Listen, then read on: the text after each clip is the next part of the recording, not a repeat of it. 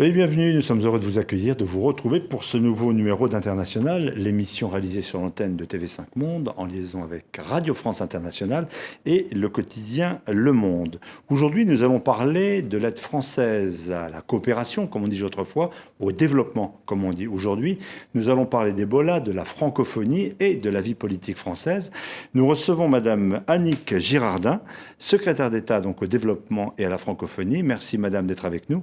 Nous allons vous interviewé en compagnie de Sophie Malibaud de Radio France Internationale et de Nicolas Chapuis du quotidien Le Monde. Beaucoup de raisons pour vous accueillir. Vous êtes assez singulière dans la vie politique française. La seule ministre originaire de ce territoire que l'on va voir aux confins des Amériques du Nord, Saint-Pierre et Miquelon.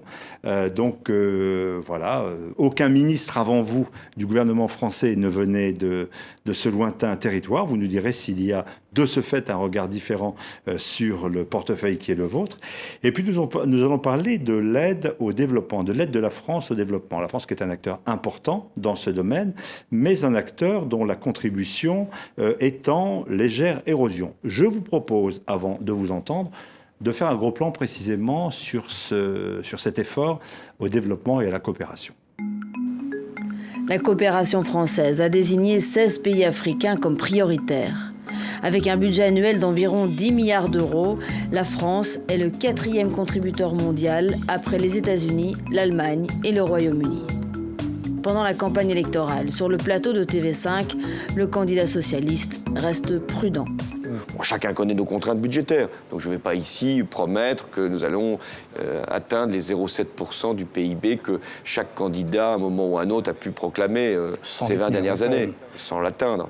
Donc mieux vaut que nous ayons effectivement quelques marges budgétaires, mais surtout des ressources fiscales au plan international que nous pourrions mobiliser pour l'aide au développement. 0,7%, le rêve préconisé par les Nations Unies. La France en est encore loin. Elle consacre à la coopération à peine la moitié, 0,37% de son revenu national brut. Sous la présidence de François Hollande, l'aide au développement aura globalement baissé de 20%. Malgré cette baisse, Paris fait face aux situations d'urgence. Pour contrer l'épidémie d'Ebola, la France ouvre un centre de traitement en Guinée forestière, épicentre de la maladie. Une clinique comme celle-ci, gérée par la Croix-Rouge française avec une 50aine de lits. Pendant 9 mois, des équipes soignantes guinéennes et françaises se relayeront au chevet des victimes d'Ebola. La Guinée est le 3e pays le plus touché par la maladie. D'après l'OMS, Ebola a déjà tué plus de 4000 personnes dans toute l'Afrique de l'Ouest. Guinée, on vient de voir ce dispensaire où vous êtes allé, vous êtes rendu et où vous allez retourner. Nous allons parler de l'effort de la France pour lutter contre cette pandémie. Bon, tout d'abord, commentons le chiffre. Un effort financier qui baisse. Et ce n'est pas impopulaire en France. On peut se rendre compte que si les allocations familiales viennent à être érodées, revues, il y a des mobilisations, on en parle. Là, on a l'impression qu'on peut baisser le budget donc, de cette coopération, de cette aide au développement, dans l'indifférence des Français. Alors, d'abord, vous dire qu'aujourd'hui, on est devant un tel défi en matière de développement qu'il faut poser la difficulté. Les États seuls ne pourront pas répondre au défi du développement. Il faudra donc travailler autrement. Ça ne veut pas dire sacrifier l'APD, l'aide au développement. Ça veut dire l'utiliser comme levier. François Hollande a souhaité que l'objectif 0,7 soit maintenu. Cet objectif 0,7, il est dans la loi, c'est inscrit dans la loi. Et nous avons dit qu'on retournera vers cette direction dès qu'on pourra le faire, parce que la France aura retrouvé le chemin de la croissance. On ne peut pas dire aux Français que ce budget de la solidarité et de l'aide internationale ne fera pas un effort, alors qu'on leur demande de se serrer la ceinture, alors qu'on connaît aujourd'hui les chiffres de chômage, alors qu'on voit la situation effectivement en France. Chaque budget a été appelé à faire un effort. Ce budget a fait son effort, son juste effort. Rien n'est sacrifié. Le budget du développement et de la solidarité n'est pas sacrifié. Le cœur de métier où le cœur de l'action est encore là, c'est-à-dire le soutien aux pays les plus défavorisés, les 16 pays prioritaires, sans se détourner des autres, mais sous différentes formes. Est-ce qu'il n'y avait pas moyen de sanctuariser ce budget pour l'aide au développement, sachant que déjà la proportion de fonds détournés vers l'Afrique est assez minime par rapport au budget total de la France. Donc, est-ce qu'il n'y avait pas moyen de sanctuariser ? On voit bien la Grande-Bretagne, par exemple, elle y arrive maintenant, en pleine crise. Malgré la crise, elle arrive aux 0,7% de revenu national pour le développement. C'est effectivement un souhait des ONG, un souhait de certains parlementaires. Je l'ai dit en ouvrant effectivement ce débat. Ce n'est pas la solution qui a été choisie en ce qui nous concerne. La France n'a pas à rougir de son aide et nous déployons aussi un certain nombre d'énergies pour travailler avec les autres partenaires du développement, que sont les collectivités territoriales, les ONG, que je voudrais d'ailleurs remercier également. Et qui critiquent cette baisse de budget. Qui critiquent, c'est normal, c'est leur rôle. C'est-à-dire que le rôle des associations, le rôle des ONG, c'est de bousculer un peu le gouvernement pour que les sacrifices n'aillent pas trop loin. Nous avons effectivement fait une réduction, et je le redis, ce n'est pas un sacrifice. Et l'aide n'est pas aujourd'hui, comme certains ont pu le dire, pas à la hauteur de ce que l'on peut faire et de ce que l'on s'est donné comme programmation dans la loi sur le développement qui a été votée en juillet. J'aimerais avoir effectivement un budget plus important. Mais il faut aussi être responsable et réaliste, ça c'est ce que je suis. Et on a fait des choix géographiques, des choix sur les pays les plus vulnérables, des choix de soutenir autrement les autres pays, notamment par des prêts AFD qui sont quelquefois bonifiés ou pas bonifiés du tout, donc qui ne coûtent rien à l'État. Ça fait 4 ans que ça baisse. Ça va continuer à baisser. Il n'y a pas un moment où il faut mettre un terme, parce qu'à la limite, ça deviendra complètement invisible, l'argent de l'aide publique au développement. Alors vous savez, ce n'est pas qu'une question qui se pose en France. Je reviens de New York ou de Washington, où il a été question effectivement de ce débat sur l'APD. L'APD doit rester le levier... L'aide publique au développement. L'aide publique au développement doit rester le levier principal des financements qu'on va pouvoir réunir et rassembler pour faire face aux grands défis du développement. Les objectifs de développement durable qui sont aujourd'hui travaillés pour être décidés d'ici la fin d'ici le milieu de l'année 2015, montre que le défi est tel qu'il va nous falloir travailler État, ONG, entreprises, banques du développement, ensemble. Il faut travailler sur les financements innovants, c'est ce que fait la France avec la TTF, la taxe sur les transactions financières, la taxe sur les billets d'avion. Nous réfléchissons aujourd'hui à une loterie solidaire. Nous travaillons aussi sur le don par SMS. Il nous faut nous mobiliser, être inventifs. Il faut anticiper, parce que demain, on ne pourra pas répondre de la même manière qu'aujourd'hui, mais véritablement redire, et il faut le redire, et les ONG ont raison de le réaffirmer, l'APD doit être le levier principal de l'aide au développement de demain. Nicolas Chapuis, Le Monde. Vous dites aujourd'hui que si la croissance repart, ce budget sera revu à la hausse. Vous avez obtenu des garanties d'ici 2017, si la croissance est effectivement un peu de retour, d'avoir une augmentation ? Déjà sur la TTF, regardez, nous sommes partis de 10% de la TTF orientée vers le développement. La taxe sur les transactions financières. Taxe sur les transactions financières, nous en sommes aujourd'hui à 25. C'est François Hollande, c'est la gauche qui met effectivement en place cette taxe sur les transactions financières dont on parlait déjà depuis un certain nombre d'années. Donc il faut s'en féliciter. Et je vous disais qu'on travaille aussi sur d'autres financements innovants et la trajectoire des 0,7 sera reprise dès qu'on pourra le faire. C'est un engagement. François Hollande a pris d'autres engagements. Le doublement des aides aux ONG d'ici 2017. C'est quelque chose, une trajectoire sur laquelle on est. Et on répond à ça. C'est aussi 20 milliards d'euros pour les pays africains les plus défavorisés. C'est aussi ce que l'on fait aujourd'hui. On est sur cette même trajectoire. Je reviens sur la terminologie de votre portefeuille ministériel, donc développement, aide au développement. Est-ce que c'est pour en avoir plus à dire, comme autrefois, coopération, même si on vous appelle toujours parfois ministre de la coopération, parce qu'il y avait une connotation un peu France-Afrique, parlons clair, un peu magouille, intrigue, lien un peu sulfureux entre la France et les pays africains? Alors la coopération, c'est pas un gros mot, mais c'est vrai que ça représentait un peu tout ce que vous venez de dire. On a voulu effectivement que la France-Afrique soit quelque chose qui soit derrière nous et de travailler différemment avec nos pays partenaires. C'est derrière nous. C'est inscrit dans la loi sur le développement de juillet dernier. La France-Afrique, c'est derrière nous. Aujourd'hui, on est des partenaires. Et l'idée du développement est porteur de sens. On a bien un objectif commun, c'est le développement des pays qui sont aujourd'hui nos partenaires. Bien sûr qu'on fait de la coopération pour y arriver, mais l'objectif, c'est du développement. L'objectif, c'est de travailler en partenariat et que chacun y gagne. Mais pourquoi la personne qui est en charge maintenant du développement et de la coopération donc n'a plus rang de ministre? C'est pas un signal un petit peu en même temps que l'aide diminue, finalement vous êtes secrétaire d'État, il n'y a plus de...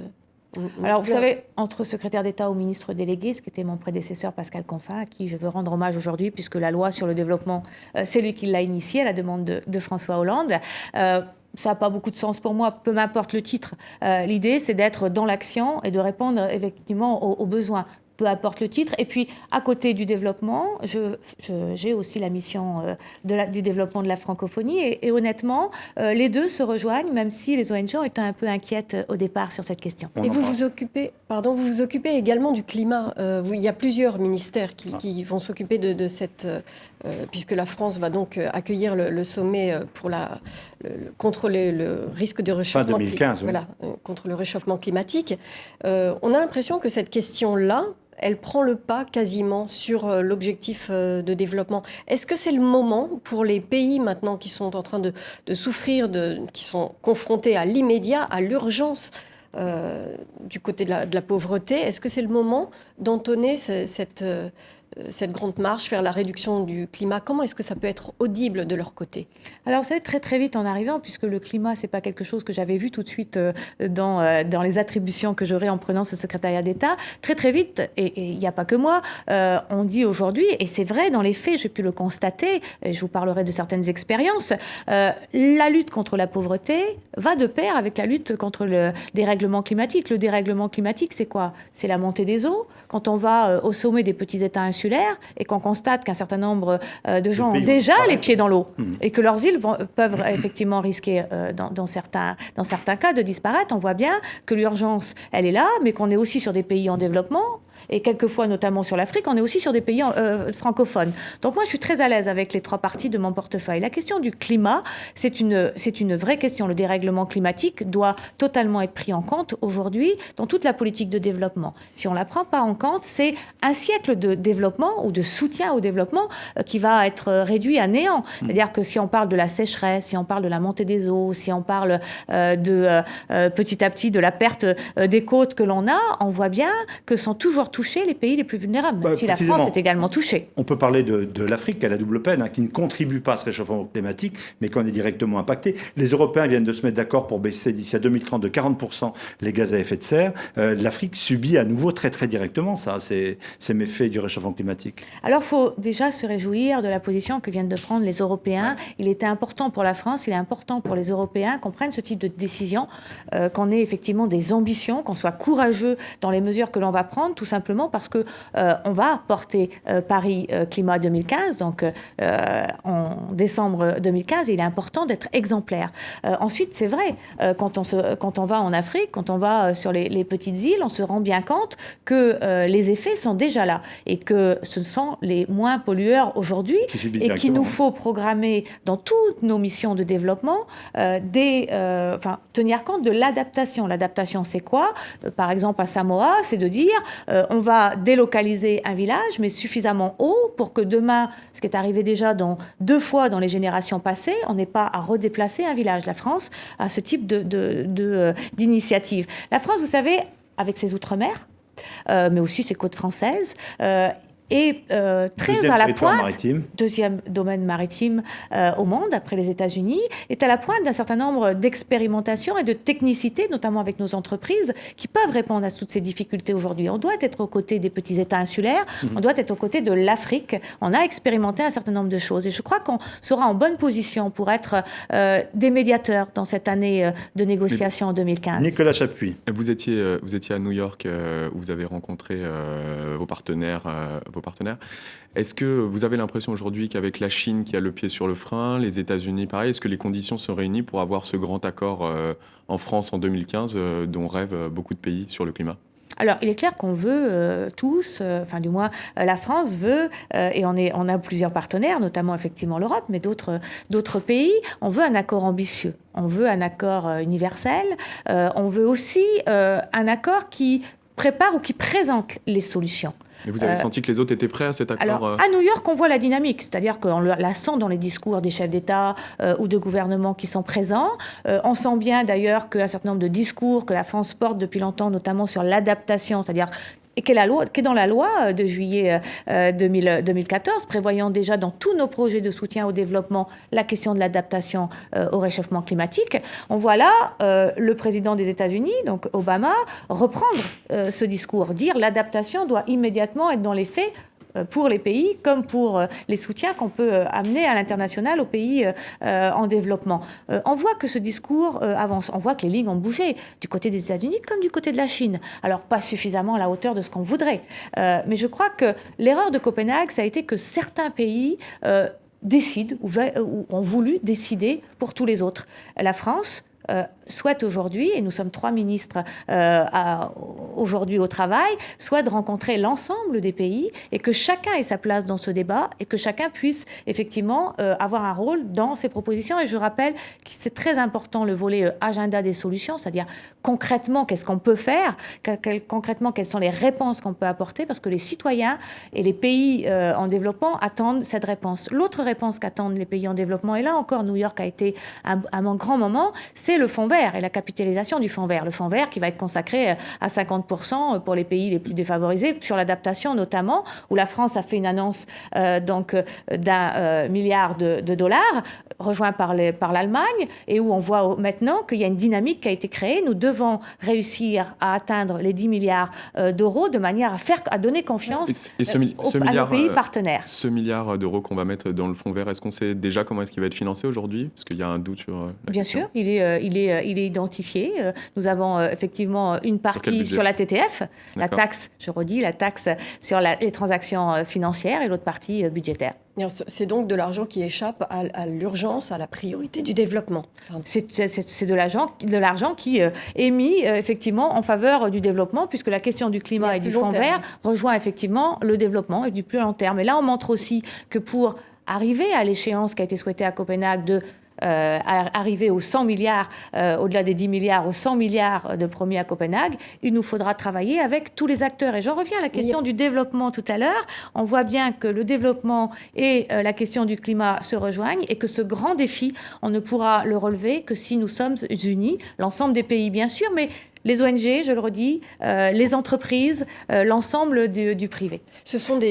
On comprend que ces questions à long terme se rejoignent, mais pour l'instant, il y a tout de même un problème d'urgence. Par exemple, dans la bande sahélo-saharienne en Afrique, il y a un problème d'urgence. Il y a le djihadisme, des groupes djihadistes qui progressent sur fond d'appauvrissement de ces pays, d'appauvrissement gravissime, sur le problème des enfants qui n'ont pas accès à l'éducation, sur le problème de la nutrition, des problèmes des conditions de survie extrêmement difficiles. Et on voit bien le problème des systèmes de santé. Est-ce qu'il n'y a pas un problème de priorité face à l'urgence? Il n'y a pas un problème de priorité, il y a un problème de levier insuffisamment fort. C'est-à-dire qu'aujourd'hui, c'est ce que j'ai dit, on peut constater, et même si la France avait un budget APD à la hauteur des 0,7, et même si d'autres avaient, on ne peut pas répondre aujourd'hui de cette manière-là, et que de cette manière-là, aux enjeux qui sont devant nous pour la lutte contre la pauvreté, et notamment aussi du dérèglement climatique, et qui font, et vous avez raison, qui permettent effectivement aux djihadistes, au terrorisme, de prospérer sur place. La France, je vous le rappelle, est quand même très présente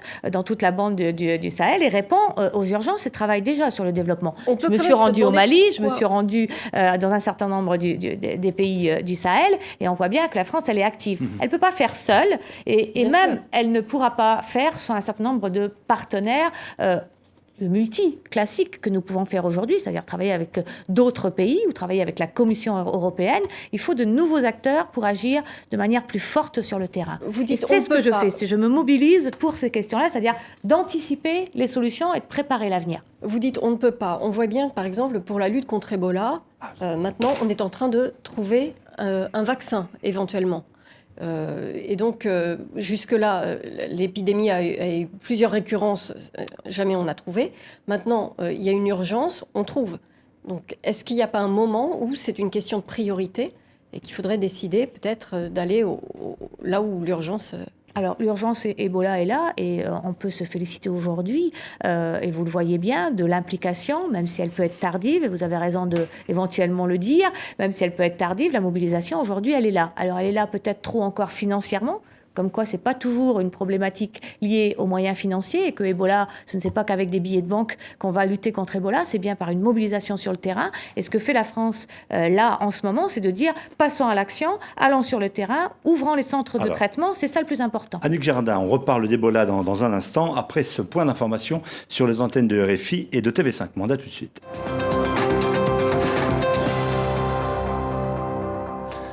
Retour à l'international avec TV5 Monde, Radio France Internationale, émission que nous réalisons avec le quotidien français Le Monde. Nous recevons aujourd'hui Madame Annick Girardin, secrétaire d'État au développement et à la francophonie. Nous parlions juste avant cette pause, Madame, d'Ebola. On a le sentiment d'une très grande inquiétude. Évidemment, c'est pas le sentiment d'ailleurs. Une très grande inquiétude mondiale. Vous êtes allé sur place, vous allez y retourner. Quelle est la proportion à faire entre cette panique et la réalité du danger? Vous allez sur place, vous y travaillez, on peut y aller donc? Alors, écoutez, je me suis rendue sur place à la demande effectivement du gouvernement et du président François Hollande pour exprimer la solidarité de la France à la Guinée, mais pas seulement. Parce que c'est aussi de notre responsabilité d'agir aujourd'hui en Guinée en ce qui concerne la France, d'agir sur l'ensemble des 3 pays, mais d'agir en Guinée pour ce qui concerne la France et dans la sous-région, parce que c'est la meilleure manière de lutter contre Ebola et la meilleure manière d'éviter aussi que ce virus puisse se répandre à la fois sur l'Europe ou plus largement sur la région en Afrique de l'Ouest.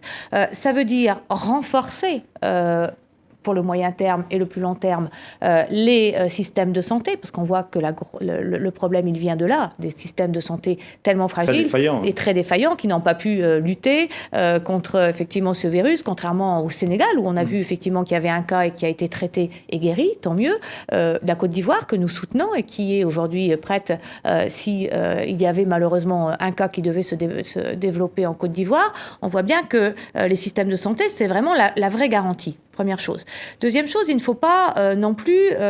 il faut être prudent. Il faut être responsable, mais il ne faut pas paniquer. C'est-à-dire que ce soit en Guinée ou que ce soit effectivement aujourd'hui en Europe, il y a un certain nombre de choses qu'il faut éviter. La rumeur est absolument horrible. Moi, je voudrais dire qu'il y a des gens très courageux effectivement en Guinée. Je pense aux enseignants français qui ont ouvert le lycée français à Conakry à la rentrée scolaire. On va dire normalement, sinon que effectivement un certain nombre de protections ont été mis dans le fonctionnement de cette école. Donc je ne dis pas qu'on peut aller en Guinée parce que c'est pas le moment d'aller prendre des risques, mais pour des obligations, on peut y aller. Et la France n'a pas aujourd'hui rapatrié ses ressortissants parce qu'on peut vivre en Guinée en étant et en prenant des précautions. Après, soyons raisonnables. Les soignants qui rentrent effectivement en Europe ou ailleurs, ceux qui sont allés en Guinée doivent aussi prendre un certain nombre de précautions et être responsables pour éviter, si jamais ils devaient être porteurs du virus, de contaminer d'autres personnes. Quand on apprend qu'il y a un cas, une petite fille qui est décédée au Mali et donc des dizaines de personnes qui sont mises en quarantaine, aussi bien à Kayes dans la région où elle est morte que dans la capitale même, à ce moment-là, quelle est la réponse? Par exemple, est-ce qu'il y a une réponse de la part des Français? Est-ce qu'il y a une action qui est engagée dans l'urgence pour aider? Parce que c'est un pays qui est exsangue économiquement, le Mali. Oui, sauf que le Mali s'est malgré tout préparé. Le Mali s'est préparé à agir en cas de cas, effectivement, chez lui. La France, vous savez, agit dans toute la région. Nous sommes aux côtés des Maliens, mais nous avons là une action forte qui est dirigée vers la Guinée. Et je crois que ce qui est important, c'est de dire qu'on est dans la phase de concrétisation. La phase de concrétisation, elle est urgente aujourd'hui. Vous l'avez vu, je l'ai dit dans l'autre partie, la mobilisation financière est là. La mobilisation européenne, la mobilisation internationale, la mobilisation française, elle est là. Maintenant, il faut aller au-delà des billets, il faut ouvrir ces centres. En Guinée, il nous faut effectivement ouvrir, la Guinée a besoin de 10 centres en tout. Nous allons sans doute pouvoir arriver à 7 grâce effectivement à Médecins sans frontières, notamment à la France, et nous cherchons des partenaires pour en ouvrir davantage. François Hollande a fait un certain nombre d'annonces, annonçant effectivement l'ouverture du centre en Guinée forestière dans les 15 jours qui viennent, avant la fin du mois de novembre.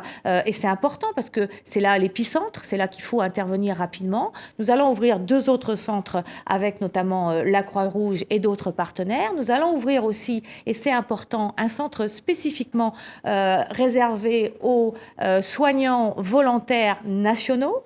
Et ce qui est important aussi en réponse, parce que ça m'a été demandé quand j'étais sur place par Médecins sans frontières, c'est la mise en place d'un système européen de rapatriement sanitaire des soignants internationaux intervenant notamment en Guinée, mais bien au-delà. Juste pour terminer sur le Mali, vous estimez donc que le pays est en mesure de faire face au cas où il y a eu contamination? Alors, les premières réponses que l'on a, c'est que le Mali s'est mobilisé. Vous avez entendu les premières annonces. Le Mali s'est préparé à cela. Si le Mali a effectivement un certain nombre de difficultés, la France est déjà à ses côtés, comme d'ailleurs d'autres pays, puisque nous sommes aujourd'hui auprès du Mali engagés sur la voie du développement, au-delà de la solution politique qui doit également être apportée. Nous sommes sur le volet développement et nous renforcerons effectivement nos actions si le Mali le souhaite. Vous savez, la France intervient auprès de tous ses partenaires, c'est ce que j'ai dit tout à l'heure, à la demande des partenaires qui ont mis en place un certain nombre de schémas, notamment là de lutte contre Ebola, et nous sommes à leur côté. Alors, vous êtes également en charge, Madame Girardin, vous êtes également en charge de la francophonie. On voit généralement la dimension culturelle, linguistique, elle va au-delà. Il y a dans à peine un mois, à Dakar, le sommet de la francophonie, avec une intégration qui, pour succéder, et ce ne sera pas facile, à Abdou Diouf, l'actuel secrétaire général de la francophonie. Plusieurs candidats. On voudrait vous demander qui la France soutient aujourd'hui. Alors aujourd'hui, la France ne soutient aucun candidat. La France n'a pas de candidat, d'abord. Voilà. C'est la première chose. Ensuite, le président Hollande participera effectivement au sommet des chefs d'État et c'est une décision qui appartient aux différents chefs d'État. Aujourd'hui, la France n'a pas de position arrêtée. D'un autre côté, moi, j'ai trouvé très intéressant. Je n'étais pas là sur ces questions-là avant, mais quand je regarde comment se sont passées les autres nominations, on voit bien qu'il n'y a pas eu cet élan de campagne, ces candidats qui font le tour des différents pays, qui ont un programme. Je crois que c'est important de laisser le débat aller jusqu'au bout. Il y a aujourd'hui 5 candidats. Il faut effectivement que tout ça aille jusqu'au bout sans effectivement qu'on vienne... L'idée de la France, c'est quand même de souhaiter, le président Hollande l'a souhaité, que les 2 semaines qui vont précéder le sommet puissent être réservées à ce consensus qui pourrait être trouvé. Avant le sommet. Ce serait souhaitable. Ouais. On peut pas l'affirmer. Nous sommes 77. La France, c'est une voix. Il y a le souhait, effectivement, d'avoir un consensus avant le sommet, de manière à ce qu'au sommet, au-delà du choix du futur secrétaire général de l'OIF, il y ait aussi une feuille de route de ce futur secrétaire général. Ouais, pour faire quoi ? Je crois que c'est important. C'est ça. Et la francophonie, qui est parfois présentée comme un espace un peu institutionnel, peut être un acteur diplomatique plus important à intervenir sur la gouvernance, par exemple, de certains de ses membres qui prolongent indéfiniment leur mandat, etc. Ça peut aussi être ça, la francophonie ? La francophonie, c'est déjà un peu ça. C'est ce qu'Abdou Diouf a mis en place. C'est-à-dire la lutte pour la paix, le volet démocratique, l'intervention. Abdou Diouf a travaillé sur un certain nombre de résolutions, de conflits en Afrique aujourd'hui. Mais au-delà de ça, je crois qu'il faut rajouter aussi une autre dimension qui sera débattue à Dakar, le volet économique de la francophonie. Oui, pour revenir à ce qui est de la campagne, vous êtes favorable, vous trouvez que c'est bien, mais le moment d'une campagne, c'est le moment d'un débat. Alors, en principe, dans les campagnes politiques, les gens prennent position. Là, pourquoi se refuser de prendre position ? Alors, il s'agit pour le choix d'un consensus entre les différents États. La France prendra une position. Bien sûr que la France donnera son avis à un moment donné. Mais pas avant que la campagne soit terminée, pas avant que chaque candidat ait fait le tour, pas avant qu'il y ait déjà, on va dire, une discussion entre les différents chefs d'État africains qui sont les plus nombreux dans l'OIF et qui, jusqu'à aujourd'hui, effectivement, eu... un ressortissant de l'Afrique du Sud, à la tête de l'OIF. Justement, vous, c'est quelque chose qui madame. peut changer, mais c'est quelque chose qui se discute. Madame Girardin, vous venez d'une terre, je le disais tout à l'heure, d'Amérique du Nord. Qu'est-ce que ça change sur votre vision de la francophonie ? Vous êtes relativement près par rapport à Paris, du Québec, de ces terres qui luttent pour la survie de la langue française. Ça change quelque chose sur votre façon de voir cette francophonie ? Alors, j'ai tendance... à dire, mais c'est toujours pas toujours bien compris, que pour moi, la francophonie, elle est plurielle. C'est-à-dire que cette francophonie, cette défense de la langue française, c'est aussi l'arrivée de nouvelles cultures, de nouvelles générations, avec une francophonie différente, qui véhicule des messages culturels différents et qu'il faut absolument prendre en compte. La francophone d'Amérique du Nord, que je suis, a lutté à Saint-Pierre-et-Miquelon, dans son territoire, face au continent nord-américain à côté, où la langue anglaise est la plus parlée. On a, nous... une coopération régionale avec les provinces atlantiques du Canada, où la plupart sont anglophones. Donc nous sommes un peu les Gaulois d'Amérique du Nord, et fiers de l'être avec nos voisins québécois qui sont un peu plus loin. Mais c'est véritablement une chance. Et une chance aussi pour tout ce qui est médias, je souhaiterais également le dire, c'est-à-dire qu'à partir de Saint-Pierre-et-Miquelon, à partir de l'ensemble des Outre-mer, puisque la France est présente dans tous les bassins maritimes, et à travers les médias qui sont présents dans ces Outre-mer, nous pouvons avoir une action beaucoup plus forte en direction des différents pays francophones, mais au-delà. Et vous avez aussi votre rôle ici à jouer en direction de l'Afrique, parce que les médias, pour moi, les nouvelles technologies sont véritablement des forces pour faire progresser la francophonie. Nous avons un potentiel de 700 millions de locuteurs en 2050. Il faut absolument y répondre, et on va y répondre parce qu'on va miser sur l'éducation et on va développer nos médias. Nicolas Chapuis. Quand vous dites que vous voulez développer un volet économique de la francophonie, est-ce que vous pouvez développer, c'est-à-dire la création d'un espace économique privilégié? Qu'est-ce que vous mettez dans ce volet économique? Alors vous savez, quand on souhaite parler la langue française, c'est pour ses valeurs, c'est pour sa culture, c'est pour sa gastronomie, enfin l'image de la gastronomie qu'il y a derrière, mais c'est aussi parce qu'on peut trouver un emploi demain grâce à la langue française. Quand on dit aujourd'hui à un certain nombre de jeunes d'Afrique que c'est une plus-value de parler français, il faut pouvoir lui répondre qu'en termes d'emploi, ça va aussi être une plus-value. Et pour ça, il nous faut travailler avec les entreprises françaises, les associer au volet francophonie, faire un vrai réseau économique pour faire en sorte que tous ces jeunes qui souhaiteront parler la langue française aient une plus-value quand ils chercheront un emploi. Je crois que c'est important de le dire comme ça. C'est ça l'objectif qui est le mien. Sophie Malibaud. Justement, donc la jeunesse, c'est un thème qui vous est cher. Est-ce que vous avez entendu des choses intéressantes dans les programmes des différents candidats, ici et là ?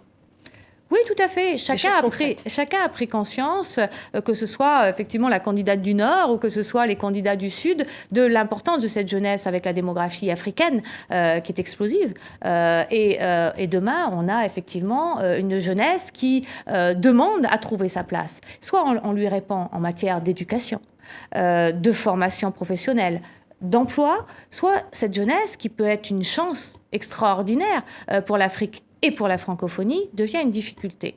Et là aussi, mon rôle est d'anticiper et de travailler sur des réformes, y compris une réorientation de l'OIF, et c'est ce qui sera décidé effectivement ou orienté à Dakar, au sommet de Dakar. Ça fait déjà 2 ans que l'OIF travaille sur cette question de l'économie et de la francophonie, avec notamment le thème de la femme et les jeunes acteurs de développement. Donc on voit bien que tout se rejoint, y compris avec la politique de développement. Et on voit bien aujourd'hui qu'on va faire face à des exigences différentes d'un monde qui est en mouvement. La francophonie doit être en mouvement. La francophonie est une chance si on est suffisamment dynamique. Mais vous avez entendu des idées novatrices? Est-ce que vous auriez un exemple au lieu d'être dans l'incantation, parce qu'on est dans l'incantation sur les jeunes et les femmes, on est dans l'incantation depuis longtemps. Le processus ou l'objectif des 100 000 professeurs pour l'Afrique qui a été mis en place et qui va se concrétiser, et les annonces seront faites sur les différents outils à Dakar au sommet de la francophonie, c'est une première réponse. Comment soutenir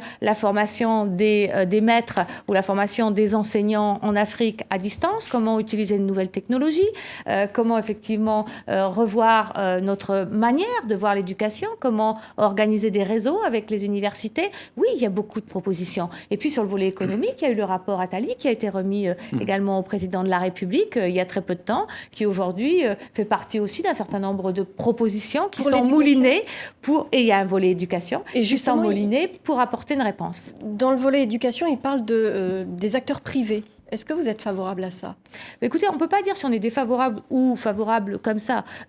Aujourd'hui, le système qui est organisé est quelque chose qui a besoin d'avoir un élan supplémentaire, et comme les moyens ne sont pas tous au rendez-vous, puisque nous connaissons les difficultés budgétaires, et même si la France continue à participer et à être le premier financeur de l'OIF, il faut aujourd'hui qu'on ait une action beaucoup plus importante. Donc oui, là aussi, il faut travailler avec le levier privé.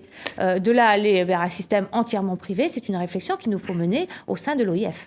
Alors, Annick Jardin, il nous reste quelques minutes dans cette émission. Nous n'oublions pas que si vous êtes en charge du développement, on a vu ce que ça recouvrait, et de la francophonie, vous venez de le faire. Vous êtes donc une femme politique, membre de ce gouvernement, vous étiez députée. Vous avez d'ailleurs été la seule à être réélue. C'est la seule victoire, pourrait-on dire, de gauche depuis l'élection de François Hollande, pratiquement, dans votre fief de Saint-Pierre-et-Miquelon. Vous avez dû, je n'entre pas dans les détails, vous représenter. Est-ce qu'on se sent à l'aise quand on est femme politique dans un gouvernement aussi impopulaire, avec un président de la République qui bat des records lui aussi d'impopularité? Est-ce que ça ne nuit pas à la sérénité de votre boulot? Écoutez, moi je ne suis pas venue dans ce gouvernement pour être populaire. Je suis venue pour bien. travailler et être au service des Français sur le volet qui est le mien. Ce qui ne m'empêche pas, lors des différentes réunions autour du Premier ministre ou sur d'autres sujets en interministérialité, de débattre de l'ensemble des sujets, puisque on a cette possibilité et il faut s'en réjouir.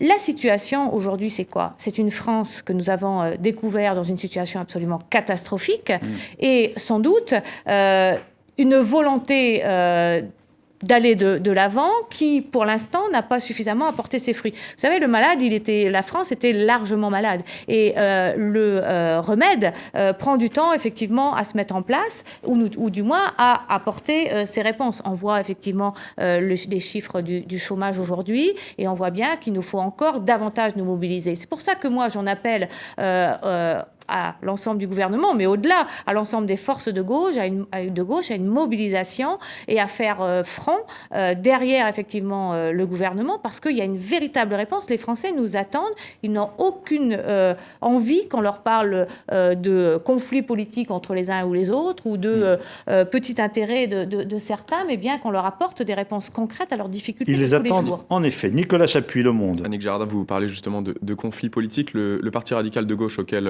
vous appartenez, qui fait partie de la coalition gouvernementale, a menacé de quitter le gouvernement il y a moins de 2 semaines de ça, et a proposé un protocole d'accord au gouvernement dans lequel il y avait un certain nombre de conditions pour rester dans le gouvernement.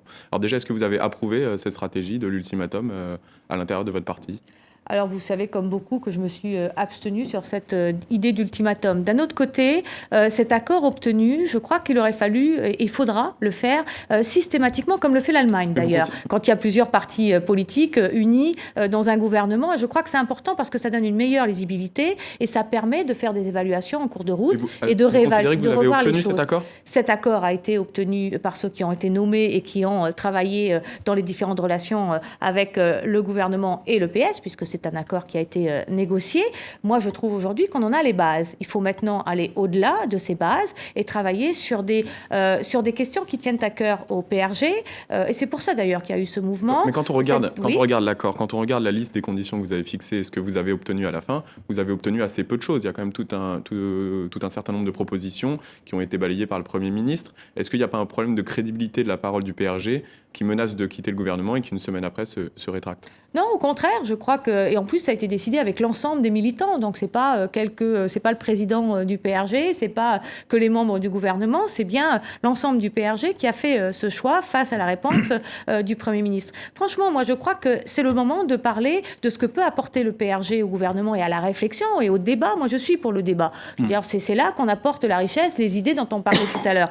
Parlons de la fin de vie et de la PPL qui a été la proposition de loi qui a été amenée à la fois au Sénat et à l'Assemblée nationale par les radicaux. Parlons de cette 6e République, travaillons et préparons l'avenir. Mais typiquement, sur la fin de vie, vous n'avez obtenu aucune garantie sur le contenu qu'aurait cette loi avant. Il n'est pas écrit, mais il est signifié qu'il y aura une mission confiée effectivement à des parlementaires radicaux sur un certain nombre de sujets. Il est clair que derrière, ça débouchera effectivement sur des choix que nous allons faire ensemble. L'idée du PRG, c'est de dire comment on est davantage associé en amont des projets de loi. C'est quelque chose qui aujourd'hui est fait et moi je m'en réjouis. Et ça donne encore plus de lisibilité et d'ailleurs plus de légitimité à ma présence aujourd'hui dans le gouvernement et j'en suis satisfaite. Alors précisément, il y a presque un paradoxe parce qu'il y a de la part du gouvernement une sorte de tendance, je n'ose pas parler encore de virage, disons social-démocrate ou social-libéral. En gros, c'est plutôt votre offre politique, ça, aux radicaux de gauche, de se sentir plus entre le centre et la gauche. Et c'est le moment où il y a eu cet éclat. Oui, c'est vrai, et on l'a déjà dit. D'ailleurs, vous avez pu le noter, en dehors de cet éclat qui fait suite à des C'est résultats... pour exister, ces éclats habituels? Non, pas du tout. Ça fait suite à des résultats électoraux où le PS n'avait pas tenu un certain nombre de ses engagements. Et quelque part, ça a été la goutte qui a fait déborder le vase, parce qu'il s'agissait quand même aussi du président du PRG, et où il fallait à un moment donné qu'on se remette d'accord sur les bases pour pouvoir continuer à avancer dans un meilleur climat. C'est important, le climat dans lequel on avance. Moi, je plaide pour une équipe France. Et cette équipe France, de la gauche, il faut absolument qu'on la réunisse à nouveau. Alors certes, les dernières orientations, ou du moins les projets aujourd'hui économiques du gouvernement, les actions menées par le gouvernement, en tant que radical de gauche, je suis très à l'aise avec ces décisions. Et c'est pour ça que moi, je n'ai pas de difficulté aujourd'hui à être dans ce gouvernement et à continuer à travailler et à mettre en place un certain nombre de réformes souhaitées par le gouvernement. Sophie Malibaud. On peut se demander tout de même si ce n'était pas rien qu'une posture, cette menace de quitter le gouvernement, puisque si elle avait été mise à exécution, s'il avait fallu que le PRG se retire, à ce moment-là, il n'y avait plus de majorité. Et quel serait l'avenir donc de... Alors écoutez, on peut faire toujours des plans sur ce qui aurait pu arriver, mais cela n'est pas arrivé. Ce qu'il faut dire aujourd'hui, c'est que le PRG reste fidèle à ses engagements auprès effectivement du gouvernement, de la politique du gouvernement. Nous sommes restés au gouvernement, mais au-delà, il n'y a pas que les 3 ministres, c'est pas le plus important. Il y a l'ensemble des députés et des sénateurs, il y a la position du PRG. Nous sommes donc un parti du gouvernement, et c'est là où... Le dernier d'ailleurs, vous êtes le seul. Vous étiez prêt à risquer la dissolution, aller à de nouvelles élections, etc. Écoutez, il y avait un tel malaise, y compris de la base, qu'il était souhaitable qu'on arrive à cet accord. C'est aujourd'hui chose faite. Il faut s'en féliciter. C'est ce que je fais. Et vous savez, moi, dans cette semaine où il y a eu les pourparlers, j'ai continué à mener mon action et je continue tous les jours. Alors, quand vous entendez le ministre de l'Emploi, François Rebsamen, reconnaître avec courage, d'ailleurs, et lucidité, qu'il y a un échec sur l'action du gouvernement en matière d'emploi. Oui, je l'ai entendu, effectivement. Je crois que c'est ce que j'ai dit tout à l'heure, c'est-à-dire qu'on a sans doute eu tort... Voilà, il faut du temps pour mais on a sans doute eu tort de dire aux Français d'où on partait. Quelle était la véritable situation quand la gauche est arrivée, effectivement, quand François Hollande a été élu. Ça, on n'a pas voulu le faire parce qu'on estimait, effectivement, que... Le coup de l'héritage, quoi. Oui, que l'héritage est lourd. Ça a été beaucoup dit. Dernièrement. Mais on avait peur, effectivement, qu'on donne un signe de pessimisme. Et que le gouvernement ne serait pas volontaire. Donc le gouvernement a pris un certain nombre de décisions qui tardent à venir. C'est vrai que sur le volet du chômage et de l'emploi, on n'est pas au rendez-vous. Moi, j'en appelle aussi à l'ensemble des entreprises pour qu'il y ait un véritable résultat beaucoup plus rapide. On entend ce que pourrait être demain le nombre d'emplois créés. Eh bien, allons-y. C'est comme, effectivement, sur un certain nombre de sujets sur lesquels je travaille, de développement ou la question d'Ebola, etc., arrêtons les annonces et passons à l'action. Côté gouvernemental comme côté entreprise. On a l'impression, on est à la mi-quinquennat, que le gouvernement se plaint encore de la situation qu'il a trouvée en 2012. Mais maintenant, on est 2 ans et demi après. Est-ce que ce message-là, il peut encore passer auprès des Français ? Le gouvernement ne se plaint pas. Le gouvernement dit dans quelle situation et pourquoi ça prend plus de temps que ce qu'on a pu penser au moment, effectivement, de l'élection de François Hollande. Je crois que c'est aujourd'hui très honnête de dire les choses. C'est pas chercher des excuses. Vous voyez bien effectivement que personne ne cherche d'excuses, que personne n'est aujourd'hui à la recherche de notoriété. Vous avez vu, on en parlait tout à l'heure, quel était le résultat des différents sondages. On est au travail, on est concentré, on veut être efficace, on veut apporter des réponses et on est tous mobilisés aux Français. Ça prend plus de temps, la situation est extrêmement difficile, mais il n'y a pas de perte de mobilisation. Et encore une fois, je crois que l'équipe France, elle est au travail, derrière Manuel Valls, et c'est ça le plus important. Alors cette France ou ce gouvernement auquel vous appartenez se situe clairement en Europe. Votre formation politique est euro-enthousiaste, pourrait-on dire, fédéraliste, etc.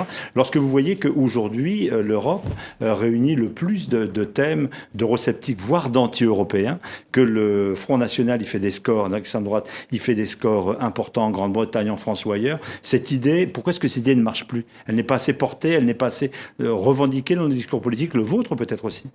Peut-être, il y a un repli. Il y a un repli véritable, effectivement, de l'ensemble des Européens, une perte de confiance. Ça n'empêche pas les radicaux de gauche, encore la fin de semaine dernière, de réaffirmer que l'Europe fédérale serait sans doute la meilleure solution. À un moment donné, on s'est arrêté. à mi-parcours, et c'est sans doute une erreur.